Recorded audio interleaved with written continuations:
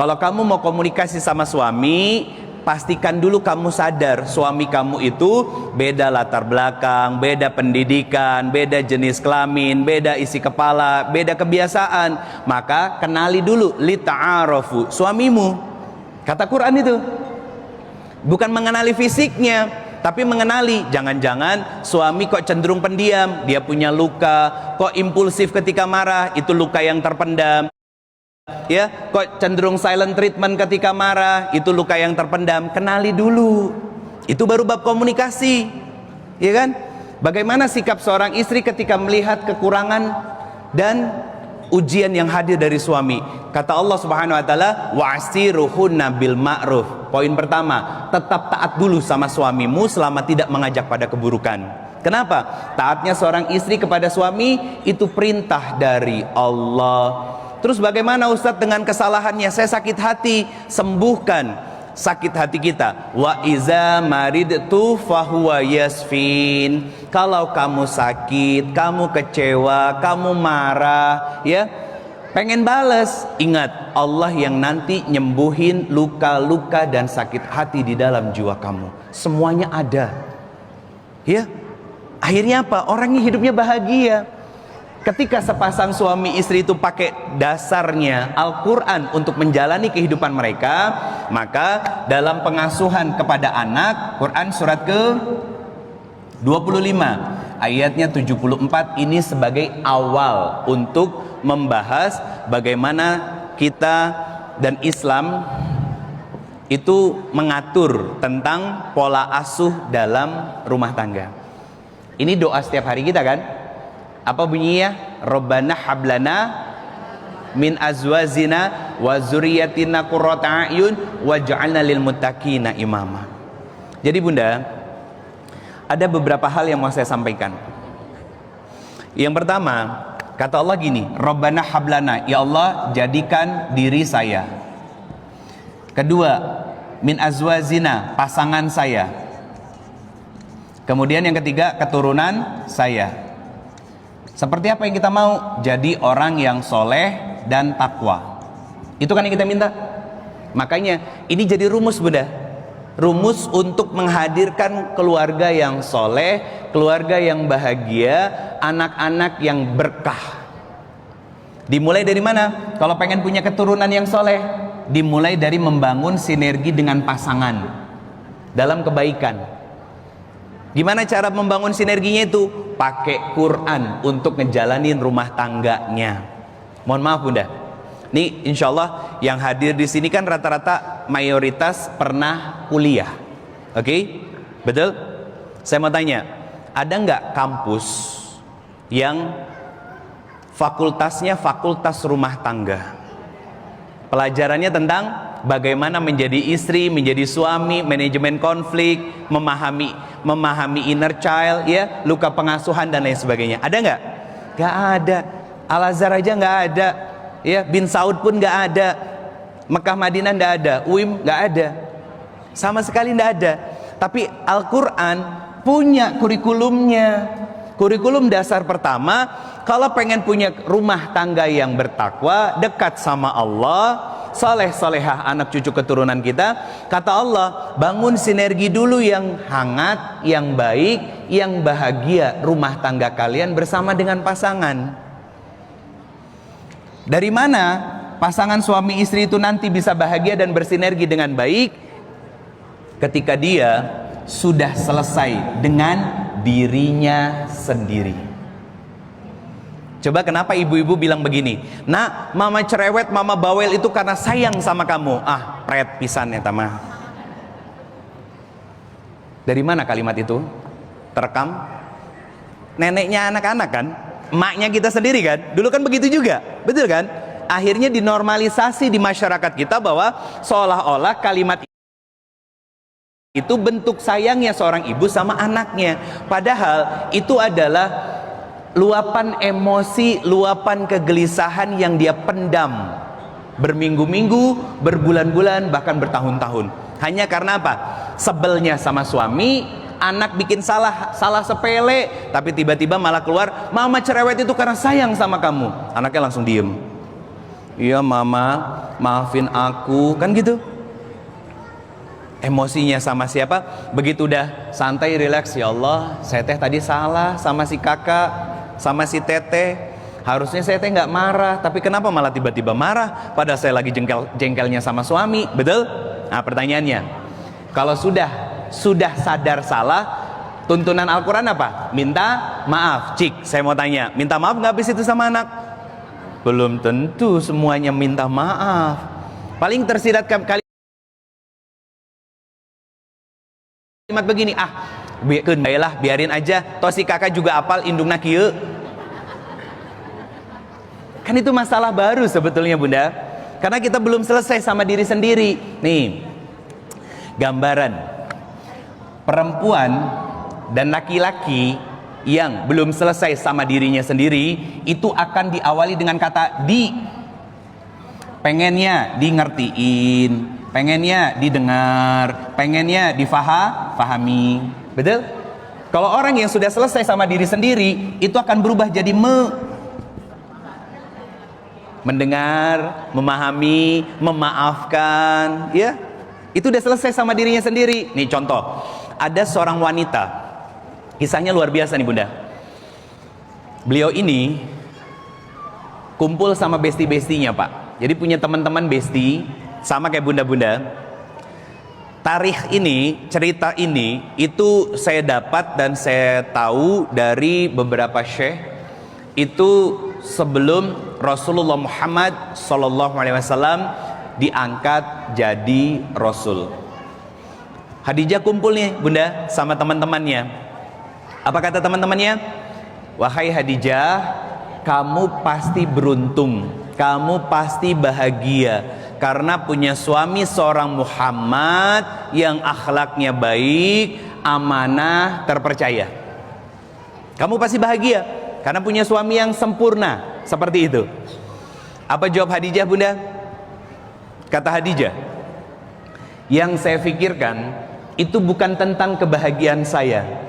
Yang saya pikirkan adalah bagaimana caranya suami saya selalu merasa bahagia, merasa tenang saat bersama dengan saya. Beda level ya, beda level kan? Kalau Khadijah pengennya membahagiakan suami, kalau kita pengennya di ngertiin suami. Beda level bunda. Makanya punten, Khadijah orang yang masih hidup, malaikat Jibril turun. Ini fasenya masih fase Mekah. Malaikat Jibril turun ngapain? Ya Rasulullah, sebentar lagi Khadijah istrimu akan pulang. Sampaikan salam dariku dan juga salam dari Allah pemilik alam semesta ini, bahwa Allah telah selesai membangunkan istana di dalam surga untuk Khadijah yang tidak lagi ada capek, lelah dan berisik sama sekali. Orang yang masih hidup, surganya sudah dibuat. Kita masih hidup, surganya belum jelas. Betul apa benar? Ini introspeksi, refleksi diri namanya bunda. Introspeksi dan refleksi diri. Kenapa? Ciri orang yang akan dirindukan surga itu di ayat ini apa? Wasari'u ila magfiratim mir rabbikum. Bersegera, introspeksi, muhasabah, minta ampun sama Allah. Apakah selama ini kita sudah selesai dengan diri kita sendiri? Atau jangan-jangan belum? Pengennya terus di ngertiin, didengar, difahami dan lain sebagainya. Ustadz, dah saya capek jadi istri, suami saya selalu jadi ujian.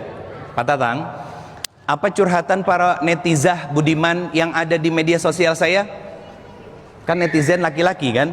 Kalau perempuan netizah, laki-laki muslimin, perempuan muslimah. Nah, netizah itu pada cerita bunda.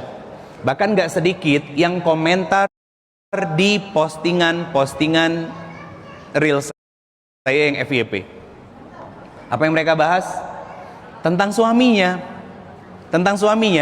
Ada yang baru nikah beberapa bulan, beliau bilang, Ustadz, saya tinggal sama mertua saya, apa-apa tuh cerita sama saya, curhat, sakit hati sama orang, cerita sama saya. Nah, cerita dari mertua itu saya ceritain lagi sama suami saya, tapi saya malah dimarahin sama suami saya. Saya jawabnya sederhana bunda, salah satu hak seorang istri dari suaminya adalah rumah untuk tinggal dan terpisah dari mertua. Itu satu.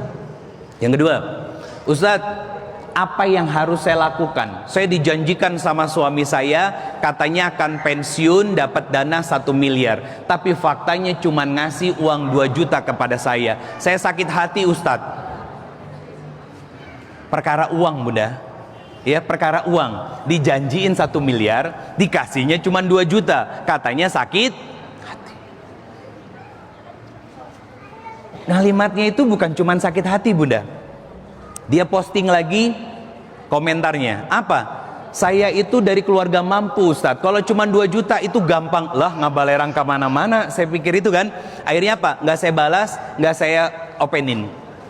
Ada yang lain? Ada. Ustadz, saya minta pendapat.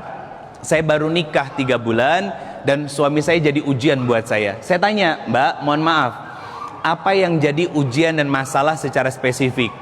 Istrinya bilang, perempuan ini bilang, mohon maaf Ustadz, saya mendapati sebuah fakta bahwa ternyata suami saya penyuka sesama jenis. 3 bulan nikahnya. Saya bilang apa? Pertama, Mbak, bersyukur karena Allah buka di 3 bulan pertama pernikahan. Kebayang kalau sudah bertahun-tahun, ya? Karena ada juga kasus yang lain, pernikahan sudah belasan tahun, Bunda. Saya lupa 13, 15 apa 17 tahun gitu ya. Baru ketahuan suaminya ternyata penyuka sesama jenis. Setiap hari tuh Pak, saya ngeladenin kayak begitu. Saya nerima kayak begitu, ya.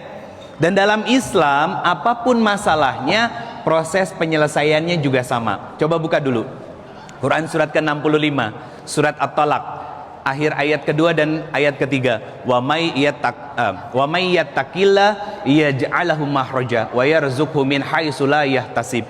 Kata Allah, kalau hubungan kamu baik denganku karena menjalani kehidupannya menggunakan Al-Qur'an, ibadah menggunakan Al-Qur'an, ya, taat kepada suami dengan Al-Quran, bermuamalah berbisnis dengan Al-Quran, mendidik anak dengan Al-Quran, menjalani kehidupan rumah tangga dengan Al-Quran. Kata Allah, apapun masalah kamu nanti aku bantu selesaikan. Kata siapa? Kata Allah. Jadi kalau Bunda punya masalah belum terselesaikan, gampang kok. Cek bagaimana diri kita sendiri hubungannya dengan Allah. Itu dulu.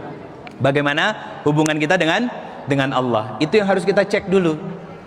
Kenapa begitu? Nah, ini ada beberapa hal yang mau saya sampaikan nih Bunda semuanya.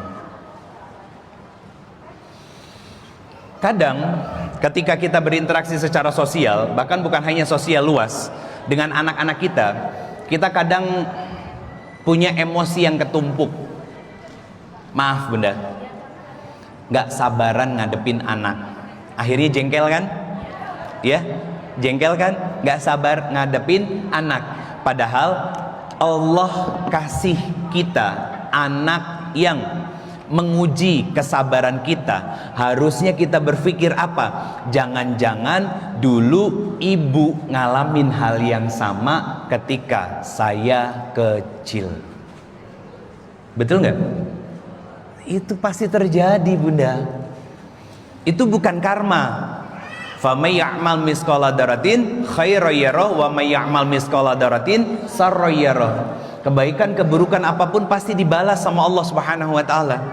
Dan kalau itu ada dalam kehidupan kita, berarti Allah pengen kita belajar untuk bersabar sebagaimana dulu ibu kita sabar. Kebetulan nggak? Nggak ada yang kebetulan Bunda. Makanya kalau punya emosi-emosi kayak begitu, yang pertama, ya, ini kelola emosi kita sebagai orang tua. Setelah saya sampaikan beberapa kaidahnya, artinya apa? Kita fokus pada diri sendiri. Poin pertama, sadari dulu. Kenapa? Karena emosi itu amanah, bukan pelampiasan. Paham? Emosi itu amanah Bunda dari Allah buat kita, bukan buat dilepaskan sehingga liar, tapi untuk dikontrol biar dapat pahala. Kaidah sederhananya gini, Bunda, kita semua di sini ya, saya izin bertanya, tolong ngacung dan dijawab dengan jujur. Angkat tangan Bunda, maaf saya pakai tangan kiri ya.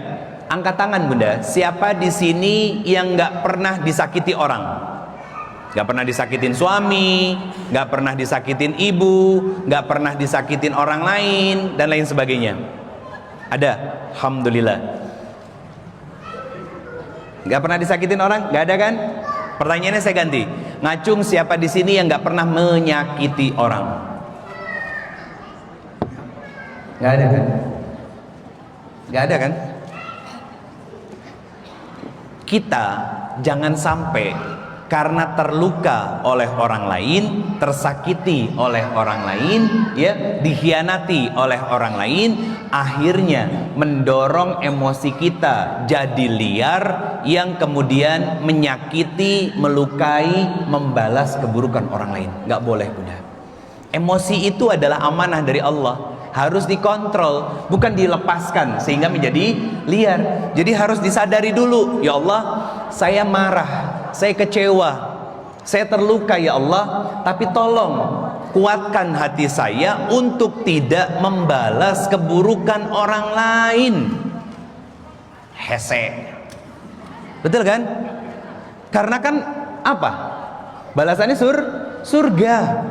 Nih, saya jelasin lebih detail biar gampang Bundanya. Saya fokuskan dulu sedikit.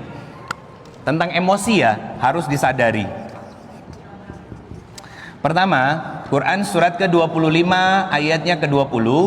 Ini kaitannya dengan Quran surat ke-42 ayatnya ke-40. Yang kesimpulan secara sederhananya ada di Quran surat ke-42 ayat ke-30. Ini tentang emosi.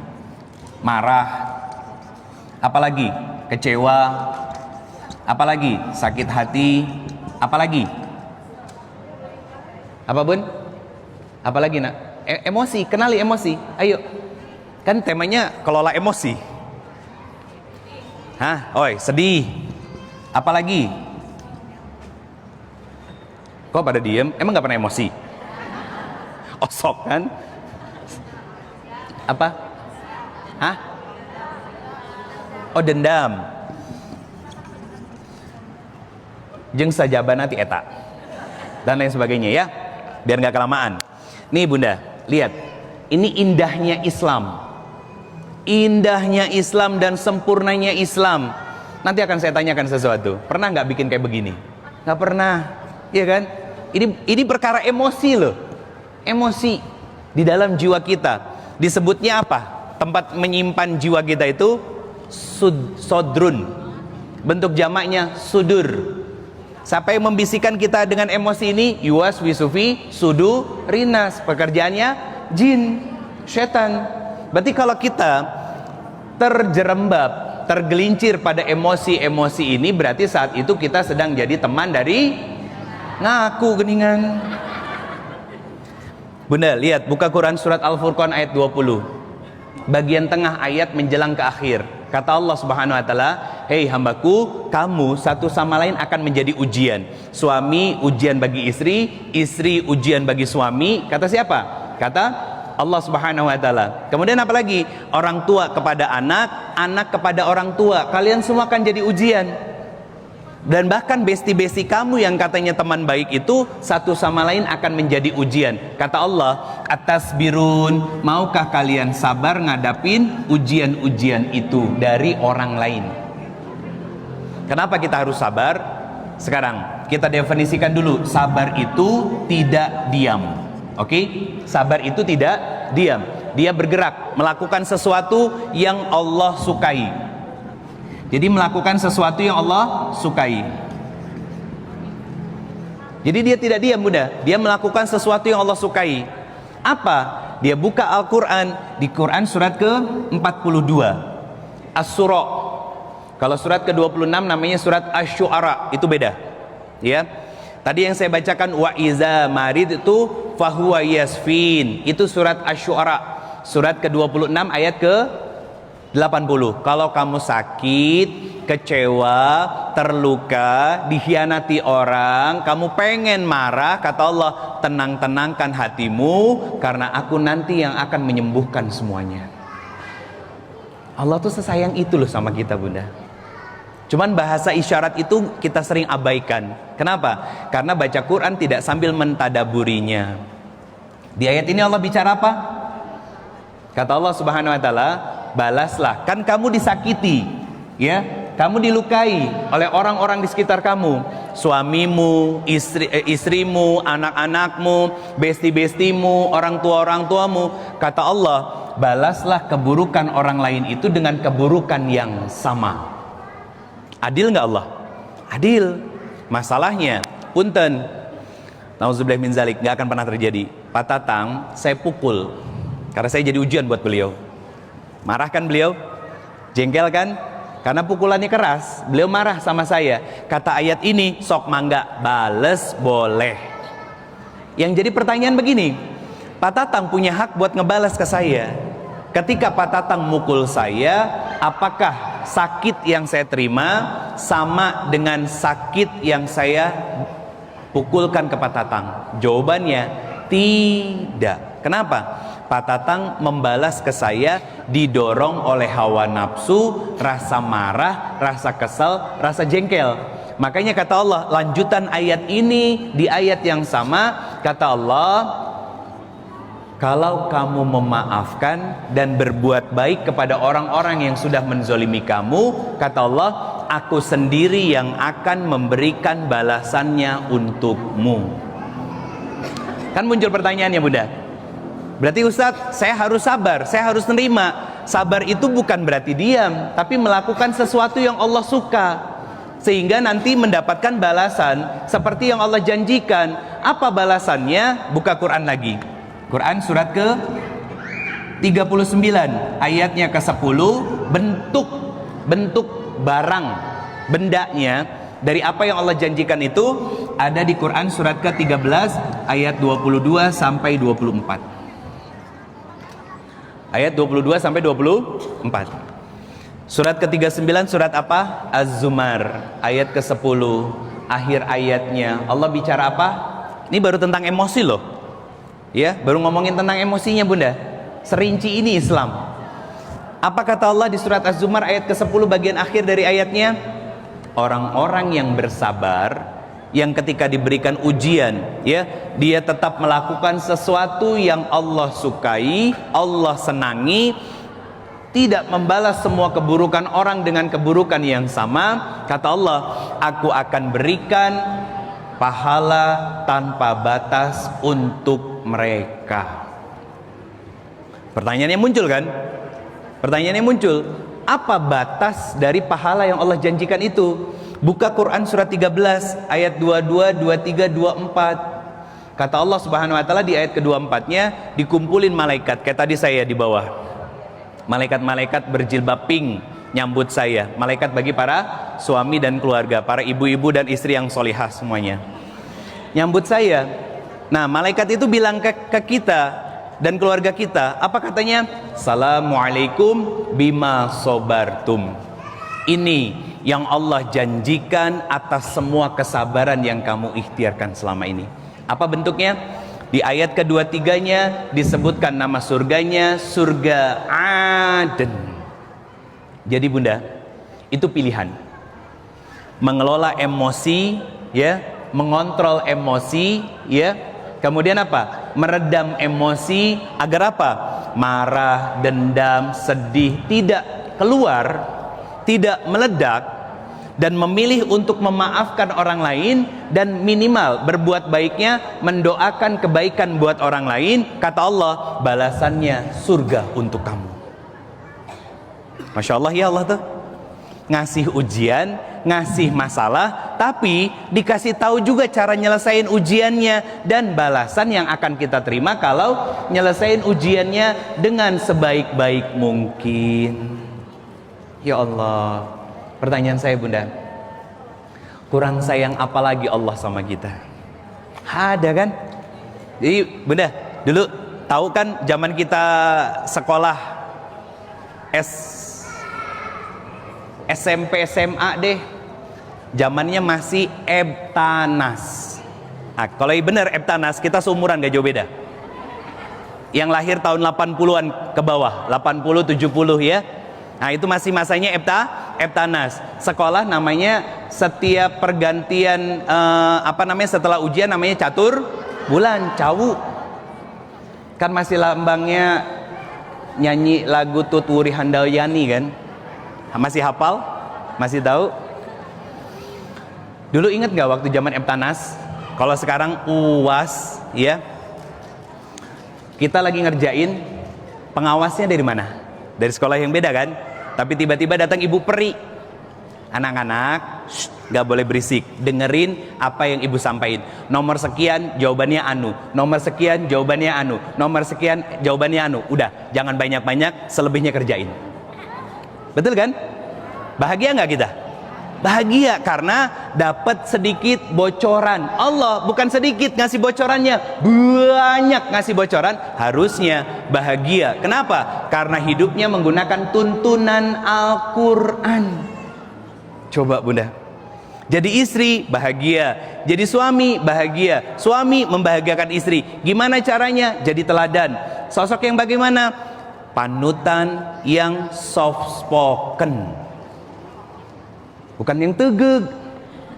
Cik, setegeg-tegegnya, sekaku-kakunya seorang Umar pulang ke rumah, istrinya cerewet, diomelin, bawel, diem. Umar itu ketika Rasulullah Isra Mi'raj, teman-teman semuanya, para bunda, Rasulullah masuk ke dalam surga, ngelihat bangunan yang berbeda dari banyak bangunan yang lain.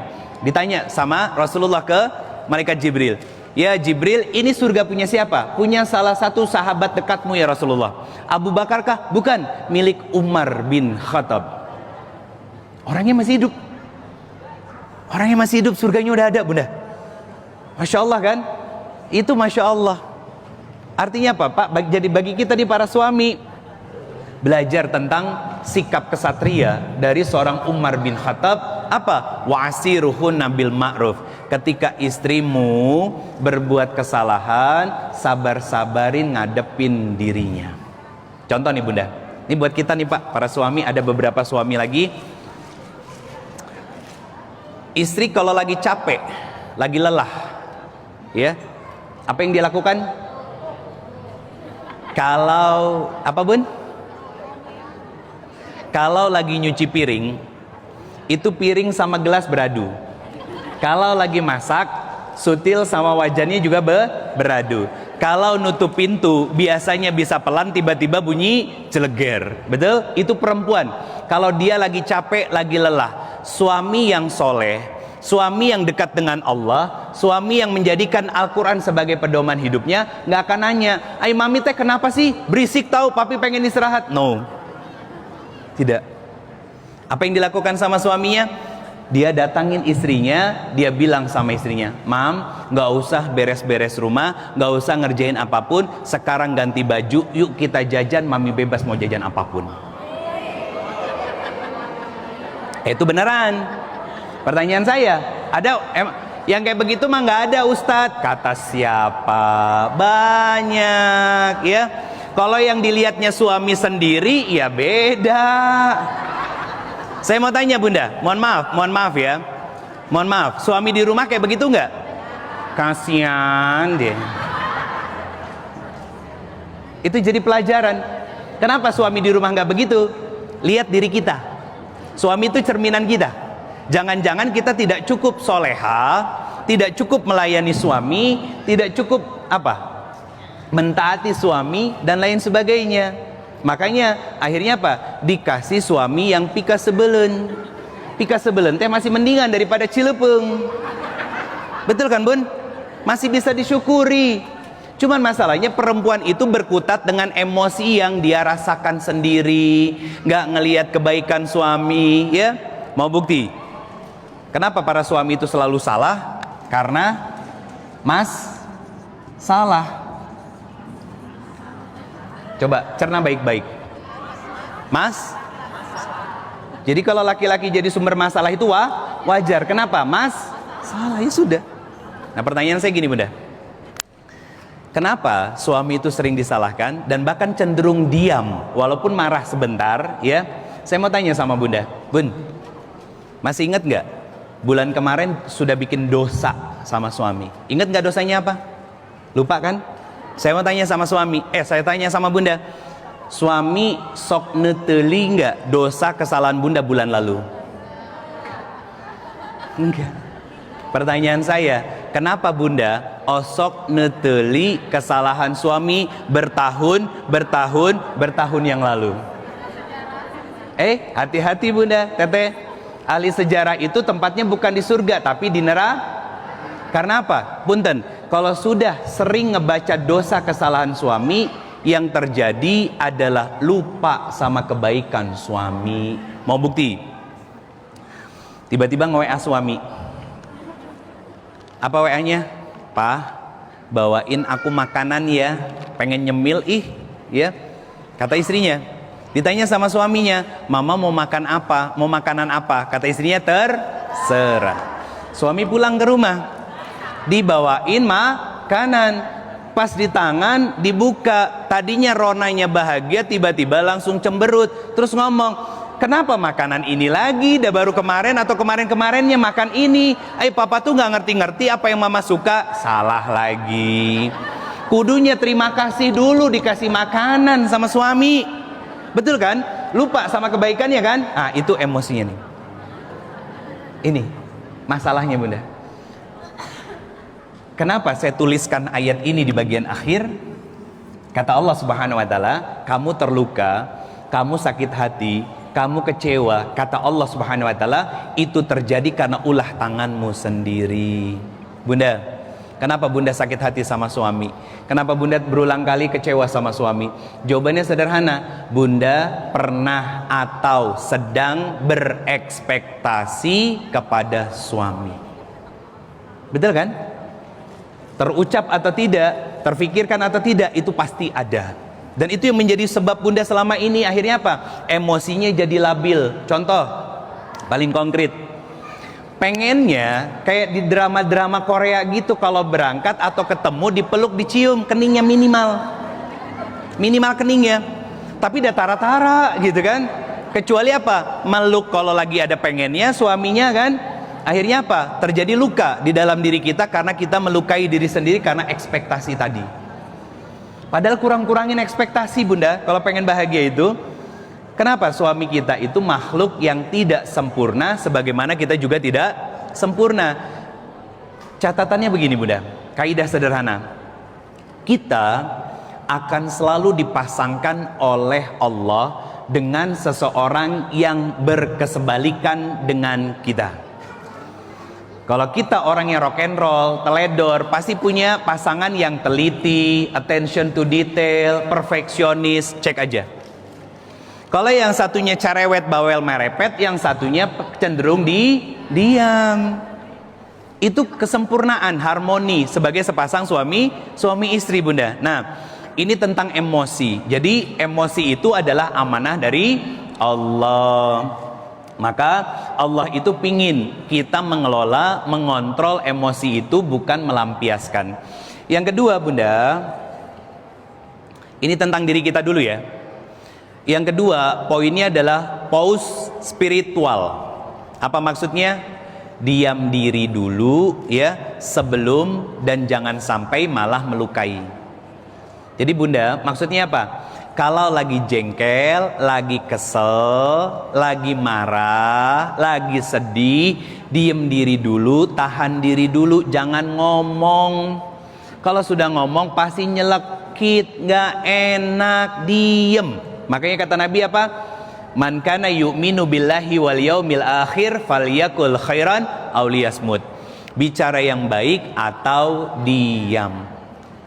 Jadi kita belajar untuk mengelola emosi. Yang pertama tadi sadari bahwa emosi itu amanah, bukan pelampiasan. Yang kedua, pause spiritual. Pause itu di stop. P-A-U-S-E, pause. Pause spiritual. Apa maksudnya? Kita memilih untuk diam daripada melukai. Maksudnya diam ini bukan berarti kuulen, cicing gitu, bukan Bunda. Tapi diamnya berpikir, Untuk apa? Meredakan emosi gejolak di dalam jiwa kita. Yang ketiga, saya sampaikan secara cepat. Nomor 2 dulu, Ding. Gimana cara agar kita bisa diam, menenangkan dan mengontrol emosi kita? Wudu, berzikir, istighfar, atau bahkan sholat, ya. Itu metodenya. Yang ketiga, saya punya catatan.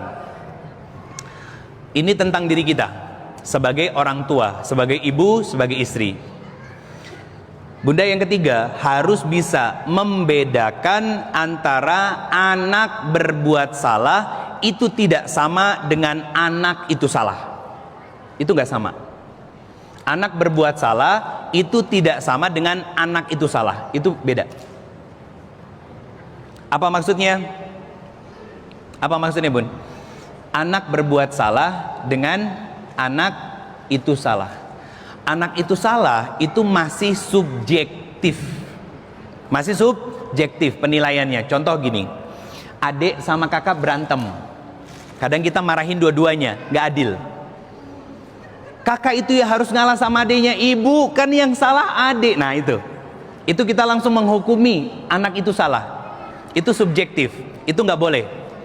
Kalau anak berbuat salah itu pasti. Kenapa? Karena namanya anak-anak pasti sedang belajar, makanya sering berulang melakukan kesalahan. Yang mau saya sampaikan kepada para bunda adalah tentang apa? Kalau anak salah, adik sama kakak lagi ribut, jangan memarahi mereka di depan satu dan lainnya. Pakai metode sebelumnya, apa? Pause spiritual, suruh masuk mereka ke kamar dua-duanya.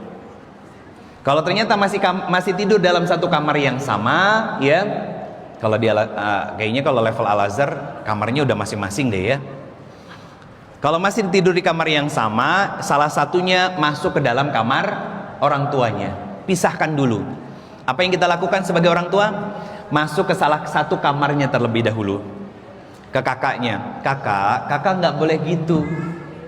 Tapi kan adiknya ibu, iya ibu tahu. Adik sebenarnya pengen usil, dan mama ibu saat ini bukan membela adik, bukan. Nah, kalau ibu sama ayah sudah nggak ada, kalian harus selalu akur, rukun seterusnya. Karena setiap kebaikan yang kalian lakukan itu ngalir ke ibu dan ayah sebagai orang tua kalian.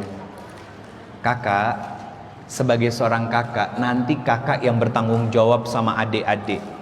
Dia akhirnya berpikir, walaupun belum ngerti, tapi metodologi ini insya Allah works untuk memisahkan anak-anak kita dan tidak menyalahkan salah satu di antara keduanya. Ingat, penggunaan narasi kalimat itu sangat penting saat mengingatkan anak-anak yang sedang bermasalah.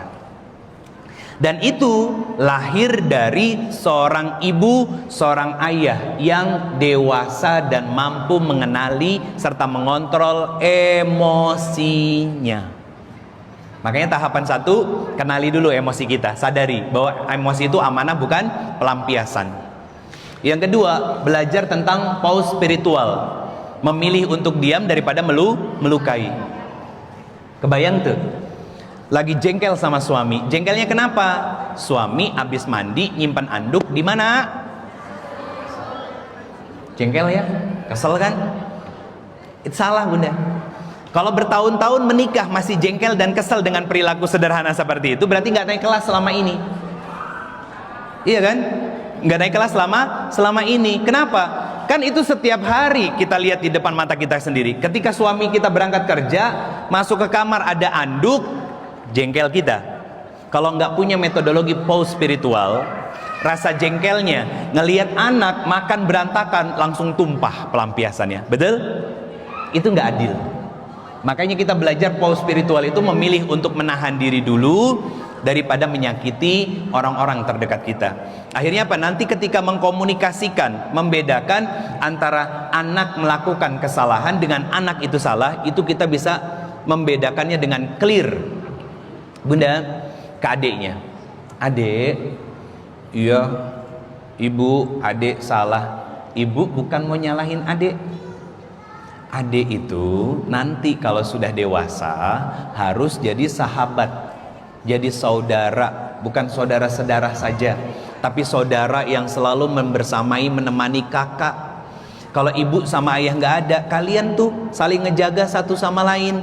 Adik berarti harus hormat sama kakak. Ibu sudah bilang kok sama kakak untuk bisa selalu menyayangi adik, apalagi kalau nanti ibu dan ayah sudah nggak ada.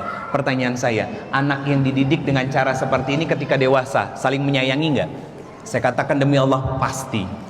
Karena dididik oleh orang tua yang matang secara emosinya, tidak labil, tidak gampang marah, tidak gampang tantrum. Maka pertanyaannya, kalau kita sudah mampu mengelola dan mengontrol emosi kita dengan cara yang benar, bagaimana cara kita mendidik anak-anak kita agar anak-anak kita tumbuh dalam kebaikan-kebaikan yang Allah ridhoi?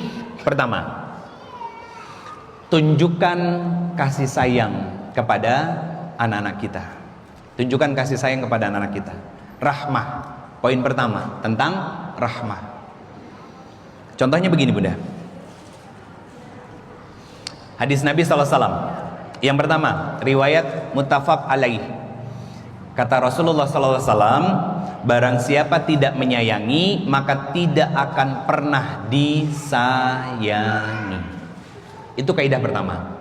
Kaidah yang kedua, ada kisah. Suatu hari Rasulullah SAW mencium Hasan dan Husain. Siapa itu? Cucu dari Rasulullah SAW. Kemudian ada seorang Arab Badui yang berada di dekat Rasulullah SAW berkata, aku punya 10 anak, tapi tidak satu pun dari anak-anakku aku cium. Kata Arab Badui ini.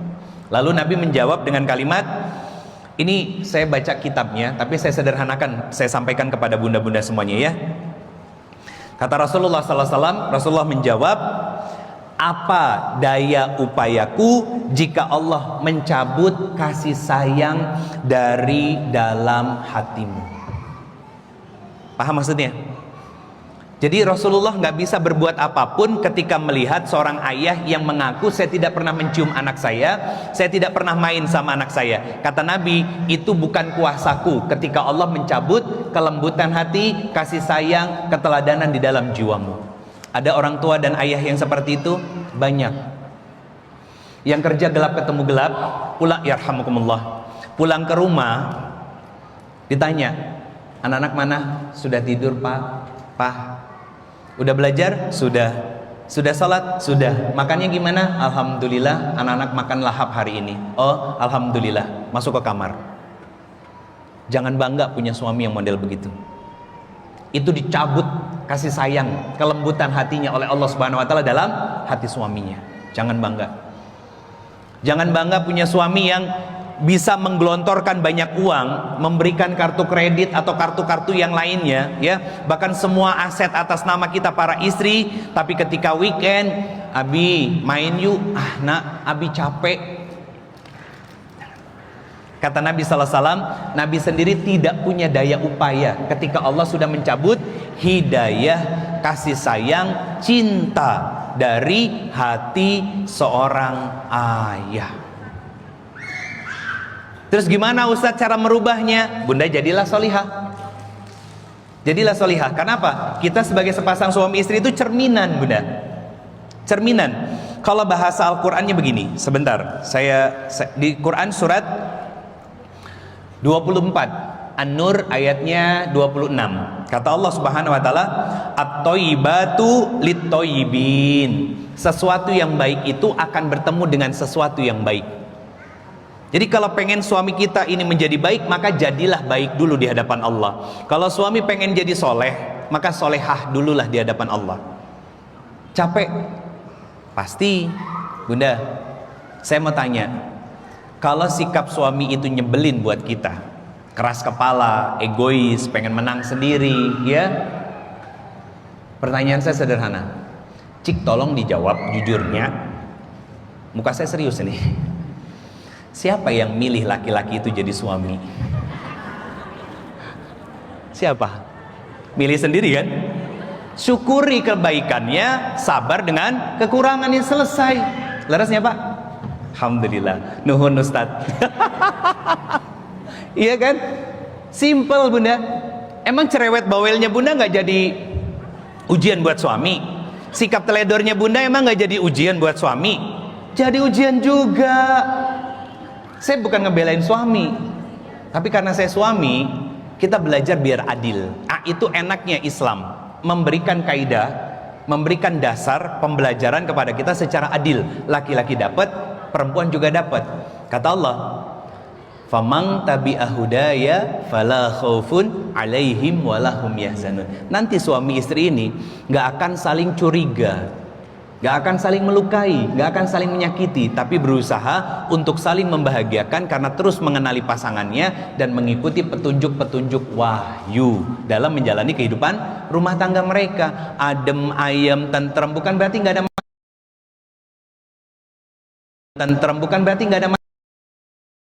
masalah. Enggak, rumah tangga sakinah itu ada masalah, tapi masalahnya tidak sampai keluar rumah.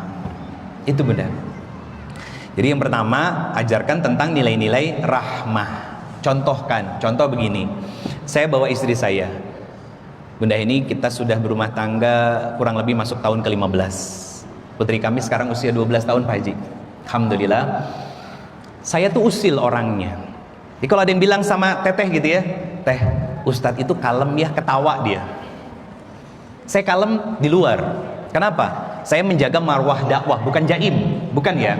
Saya menjaga marwah dakwah. Kebayang dong kalau Ustadz Cicirihilan, iya kan? Kebayang tuh. Jadi saya ngejaga marwah dakwah. Tapi kalau di rumah, masya Allah, saya gigit istri saya, ya mungkin ini nggak perlu dicontoh dan jangan dicontoh. Sesekali saya usil, ngapain? Narik selimut, tiba-tiba dut dikekep ke saya. Kenapa? Itu kan rahmah. Ya, itu rahmah, membangun bonding antara suami dan istri. Punten, di rumah kadang saya gatal hidung, saya ngupil, saya lemparin. Gak perlu dicontoh, jangan. Ya, jangan. Yang begini jangan ikutin. Tapi ini cara kami membangun bonding antara sebagai sepasang suami istri. Ada kok yang begitu, ada. Ada seorang istri yang nyari kelek suami ketika suaminya pulang kan? Itu rahmah. Itu rahmah. Itu kan sakinah, mawaddah, rahmah. Rahmah itu akan muncul kalau sudah tenang rumah tangganya. Apa maksud dari sakinah? Kita mampu mengelola dan mengontrol emosi masing-masing. Tidak lagi pengennya di ngertiin, tapi belajar terus untuk melayani suami, memahami, mengerti.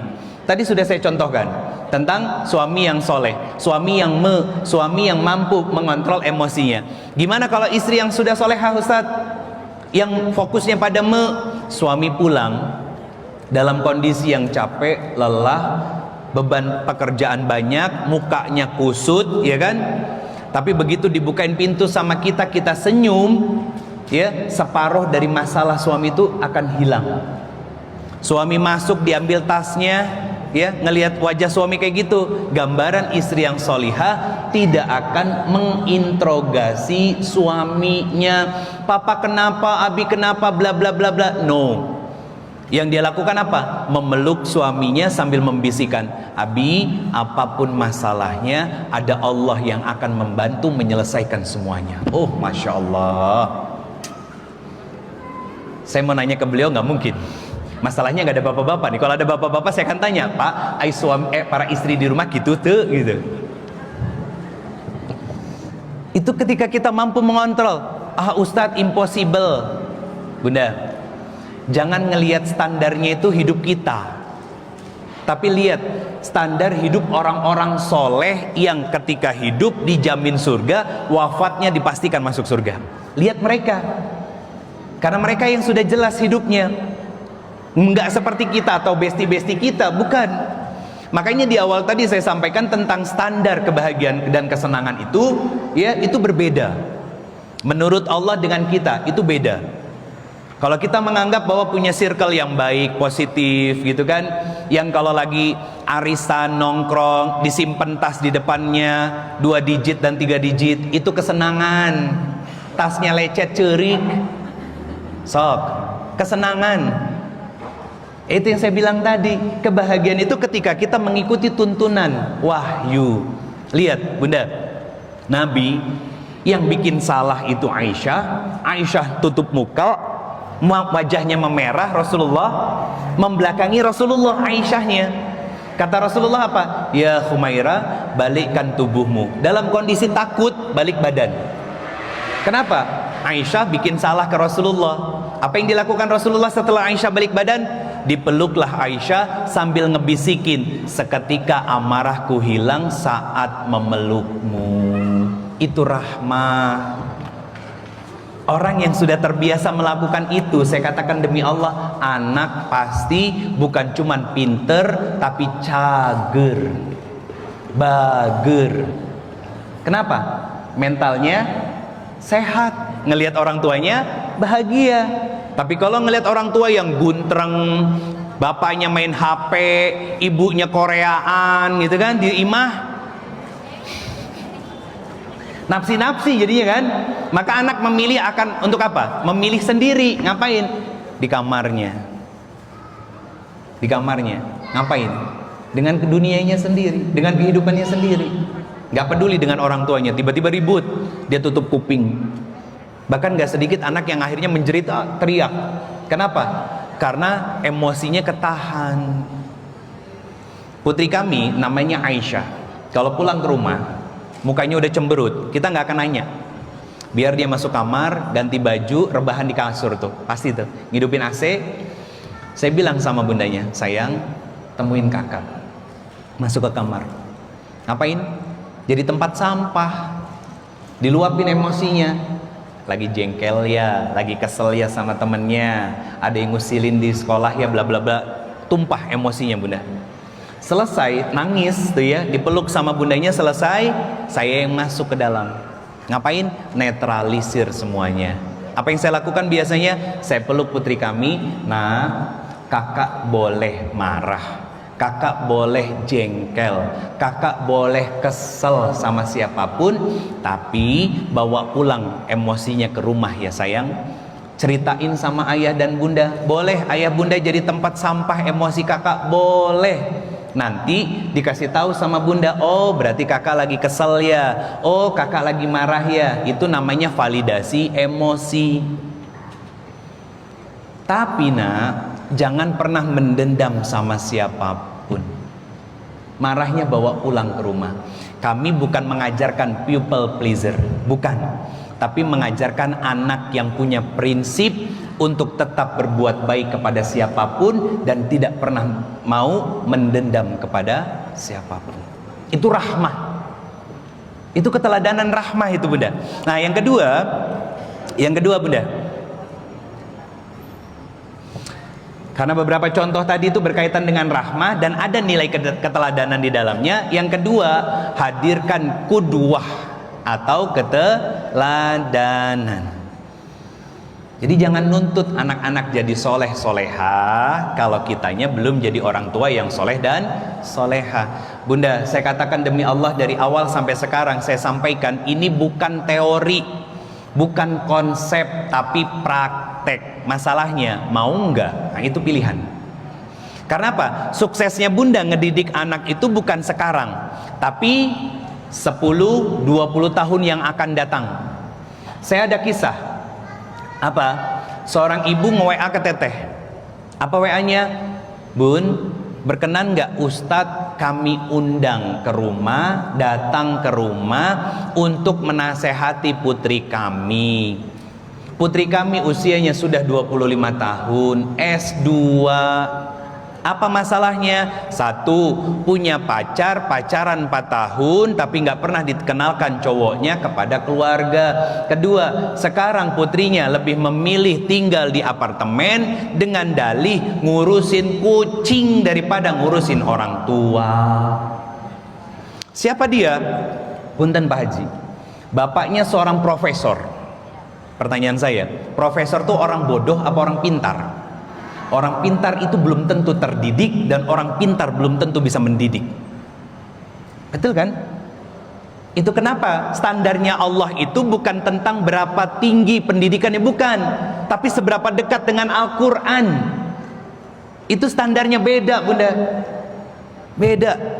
Nah, pertanyaannya gini, kenapa ada anak perempuan bisa pacaran sampai 4 tahun? Kalau beliau seorang profesor, berarti bapaknya tidak dekat dengan anaknya, tidak muncul kuduahnya, keteladanannya, karena sibuk mengejar pendidikan tertingginya. Dengan dalih apa? Untuk masa depan keluarga. Pret. Seriusan. Yang ada mengorbankan keluarga. Betul kan? Itu fakta loh. Saya jawab lewat teteh. Apa kata saya? Soleha, sayang. Saya manggil istri saya, Bunda, cuma dengan dua panggilan. Itu orangnya tuh. Saya cuma manggil dengan kalimat soliha dan sayang. Enaknya ngedengarnya ya? Doain semoga suami bisa gitu ya. Jangan cuma manggilnya Bu gitu kan. Nih Pak, boleh dipraktekin. Marah-marahnya seorang suami, Ibu, keluar semua emosinya. Mama, keluar semua emosinya. Tapi solehah tuh enak. Nyangkut. Udah diingetin. Siap. Kan gak enak nyangkut. Apa pelajarannya? Kata-kata yang baik itu akan mengontrol, mengelola, menahan sesuatu yang buruk lebih besar terjadi. Itu pelajarannya. Qaulan sadida, qaulan layyina, qaulan ma'rufa. Nah, teteh bilang, Ustadz berkenan menjadwalkan, tapi dengan satu syarat, ketemu sama bunda dan suami dulu. Karena Pak, punten, saya suka bingung Bunda. Kenapa banyak orang tua yang ngerusak anak tapi minta yang ngedandaninnya Ustadz? Betul kan? Sama kan Al-Azhar? Anak bermasalah, orang tua nggak mau disalahin. Sekolah itu banyaknya begitu sekarang. Kasus anak yang ngerokok di sekolah, diontrok ke sekolahnya sama orang tuanya. Zaman saya sekolah, kuku panjang dicepret pakai mistar. Mistarnya mistar kayu, gede lagi kan. Akhirnya apa? Laporan sama orang tua, makin diomelin kita. Kan itu ngebentuk diri kita sekarang mentalnya. Orang tua yang sekarang usianya 40 tahun ke atas. Tapi lihat, orang tua pasangan muda sekarang Bunda, Masya Allah, anaknya benyek-benyek. Mama aku nggak bisa, mama temen aku. Langsung datang ke sekolah, ibu ini gimana sih sebagai wali kelas? Bunda, mindsetnya dibenerin dulu. Apa? Nyekolahin anak itu bukan nitip anak, tapi bersama dengan sekolah mendidik anak biar mereka tumbuh menjadi anak-anak yang bukan hanya cantik dan tampan secara fisik, tapi juga soleh dan solehah secara akhlak. Jadi kalau anak bermasalah harus siap kita introspeksi diri, bukan malah nyalahin sekolah. Kenapa? Bisa jadi anak sekolah, kan ada nih yang rame tuh anak-anak kadang suka ngebully, iya kan? Atau anak-anak yang bikin genggong, iya kan? Gak mau gabung sama ini, kenapa? Maaf, kismin itu mah kelompoknya, nyarinya kelompok-kelompok yang tajir kaya, misalkan ada yang begitu, ada. Itu terbentuk karena pola asuh dari rumah, qudwah hasanahnya gak ada. Rusak akhirnya Bunda. Yang ada bukan generasi emas di tahun 2045, tapi generasi cemas. Terakhir Bunda, 2 terakhir. Saya udah diingetin 10 menit lagi.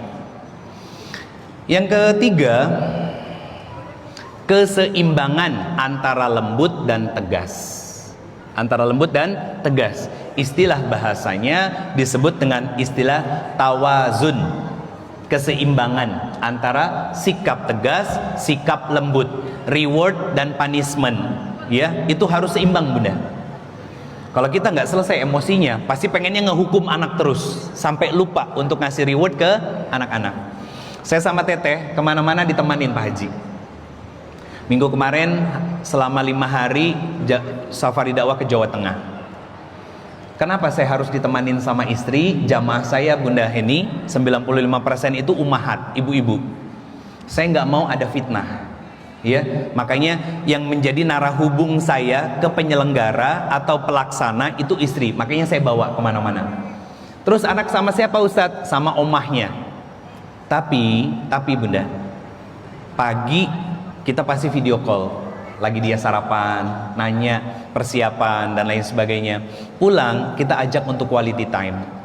Bahkan saya sesekali quality time hanya berdua sama putri kami. Kami baru diamanahi 1, usianya 12 tahun. Untuk apa? Ngebangun bonding.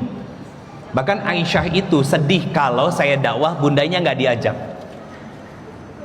Bundanya nggak diajak itu dia sedih. Dan sangat bersyukur bahagia ketika bundanya menemani saya berdakwah, dan akhirnya saya merasa jadi tenang. Apa? Keseimbangan reward dan reward dan punishment.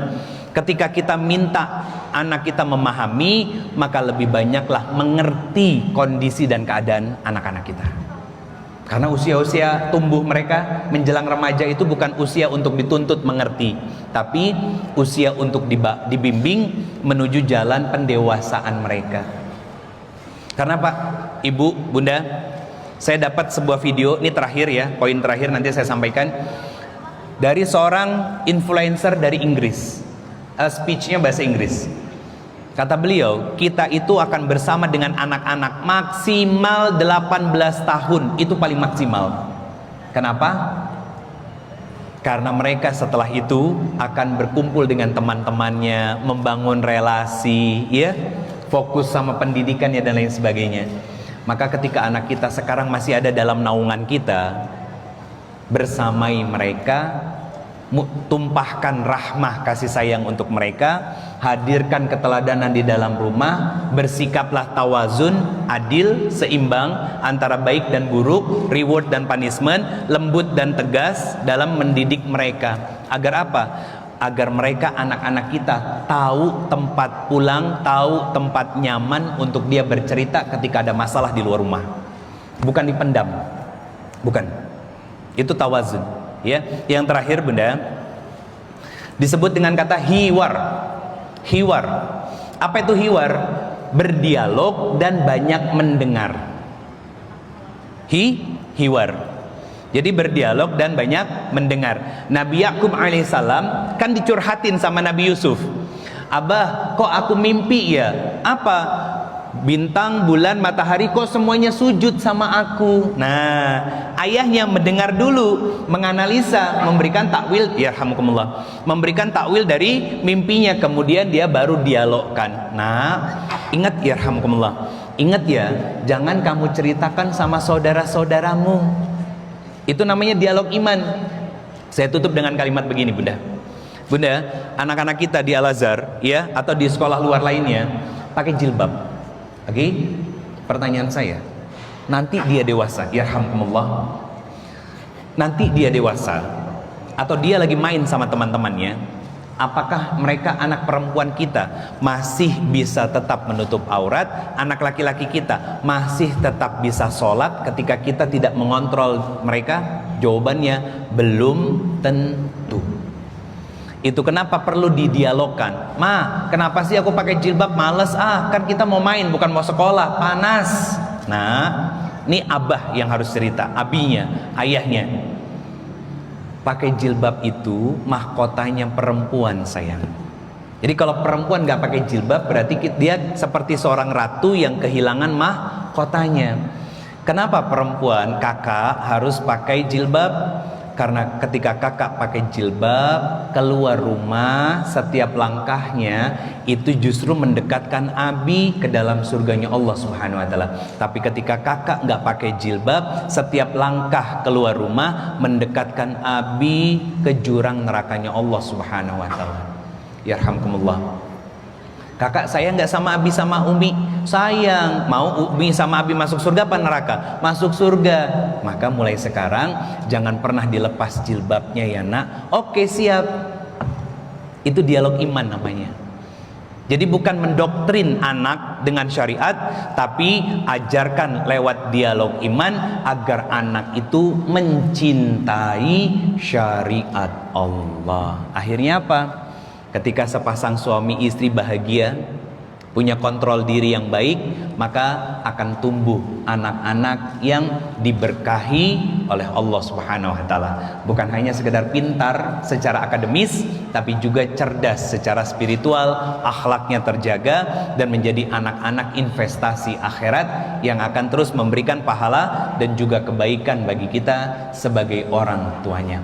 Barakallahu fikum. Mohon maaf lahir dan batin, itu yang bisa saya sampaikan, Bunda, tentang happy parents, blessed children. Semoga bisa menjadi kebaikan untuk saya dan kita semuanya. Jazakumullah khairan katsir. Kalau ada yang ingin bertanya silakan. Hadanallahu wa iyyakum ajmain. Wallahu a'lam bishawab. Assalamualaikum warahmatullahi wabarakatuh. Waalaikumsalam warahmatullahi wabarakatuh.